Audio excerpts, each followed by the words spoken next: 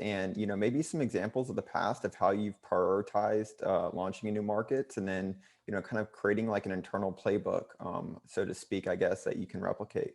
Yeah, absolutely. So this was a lot of my time at both Grubhub and Pinterest. So generally, the first thing you're trying to do is, well, there are marketplaces with local network effects and global network effects. So a local network effect is like Grubhub, like, hey, I don't care how many restaurants you have in LA. How many restaurants can I order right now to me in the dog patch, right? So they don't even care about all of San Francisco. They care about like their neighborhood, right? So you're building these network effects at a very local level, and any network effects you're building in other areas don't necessarily translate.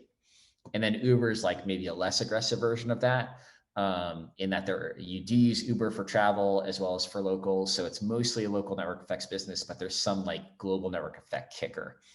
And then you have Airbnb, which is definitely a global network effect business, which is like, I actually don't care about the Airbnb. Well, until recently, I didn't care about the Airbnbs near me in San Francisco. I care mostly about if you have them in New York and Paris and Tokyo, right? So each added supply to the system helps the entire community instead of just the people around it. You're generally building a market expansion playbook when you have local network effects. So let's assume you're a local network effects business or you're trying to build one. Generally, what you're trying to say is, can I get some cluster to liquidity?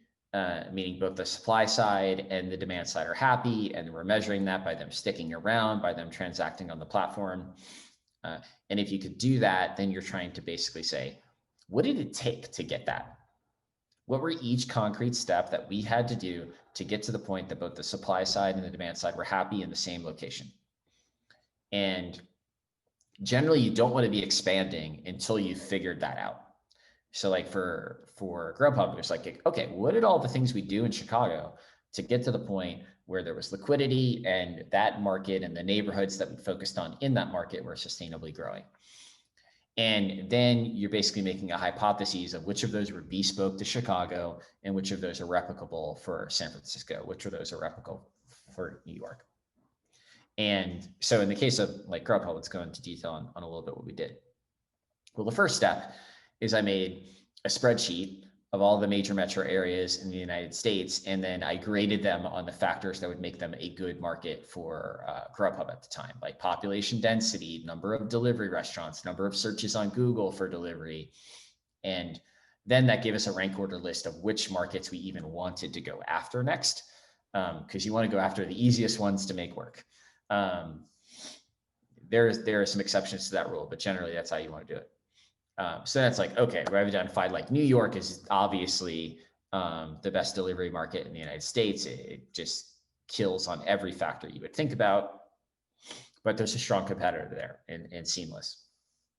So we actually tested out like Boston and a few other markets before we went after New York. And so then what you have to do is figure out, okay, well, you're not actually launching the entire city, the entire metro area. What neighborhoods do you really want to key in on? So yeah, I basically did a lot of like Wikipedia reading, a lot of local blog reading to try to understand where young urban professionals without cars were likely to live, because those were the people who would most likely order food and be comfortable with new technology. And then what we would do is we said, okay, well, we have to get restaurants. So early on, we would hire local people, and they would, they would start contacting restaurants and start signing up contracts. And then we figured out, hey, this doesn't actually need to be a local thing. So we did a process called paratrooping, where we take a good salesperson, usually in HQ, we'd fly them out there for 2 weeks, and they'd be able to come back with 50 contracts to try Grubhub just by knowing where to hunt. So I tell them, this neighborhood, here's the list of Yelp restaurants you should go target. If you find any other restaurants along the way, that's cool. They would usually come back with 50 contracts. And then from there on, it was my job to make sure those restaurants wouldn't churn. So we basically would take those restaurants, turn them into neighborhood plus cuisine clusters of terms like Thai restaurants in Nob Hill.